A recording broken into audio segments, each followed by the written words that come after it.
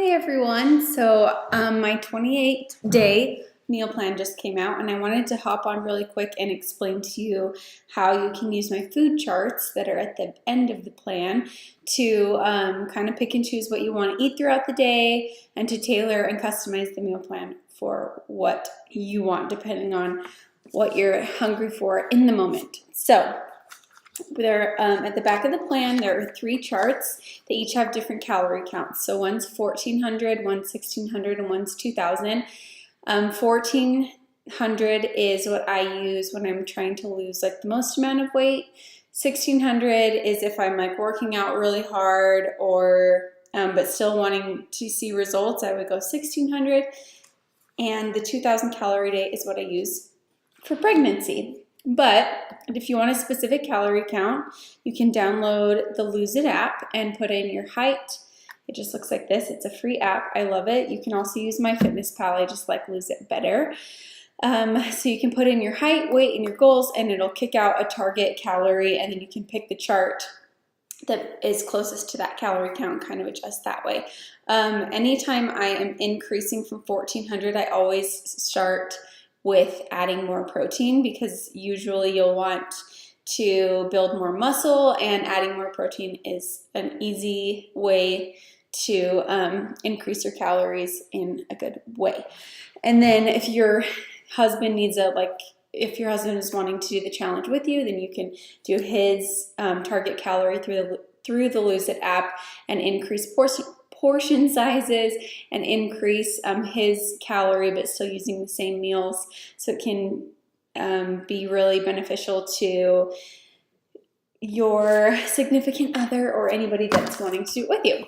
So once you get your target calorie count, since 1400 is right in front of me, I'm going to use the 1400 calorie count. So I go over in the food chart explained section, I go over each of my groups and tell you the purpose of them and just my tips and tricks for each section.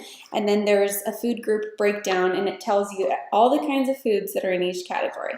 So there's a target calorie for each category. So for example, in this one, it's grains is 400 calories. So I eat about 400 calories worth of grains. And it's divided up evenly to give you guys balance and to give you all of the nutrients that you need. Make sure you're getting your vegetables, make sure you're getting your fruit. And it's just like a lighter way of tracking that will give you balance instead of having to track 3 different numbers or whatever. This is what I love doing this. It made meal planning like really fun, and it took the pressure off. So I'm going to show you how I did it. So some people like to follow those 28 days exactly. I call them example days so that you can look at them and modify them if you want to, or you can follow them exactly how they're laid out. And so let's say that you wanted to use my 28 days as an example, and you wake up and you have this chart to fill in every single day. You can laminate it, you can print it out every day, you can just write it in. I like to put it on my fridge. So you wake up and you're like, okay, I am really hungry for something sweet, and my favorite thing to eat if I want something sweet in the morning is oatmeal.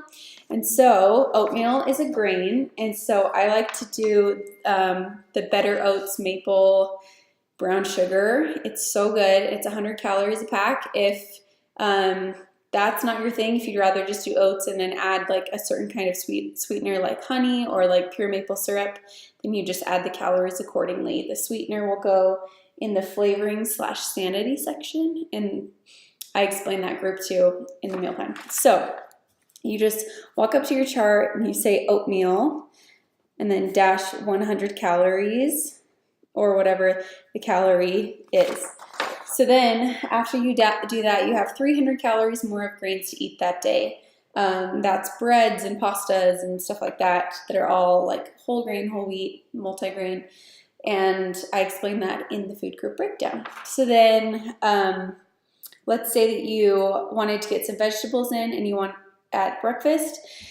So you're gonna eat my spinach banana smoothie because that's the easiest way to get in vegetables and it'll make you feel really full for not a ton of calories. So that recipe is 2 cups of spinach. So under the vegetable section, you put 2 cups spinach, oops, and then dash 14 calories.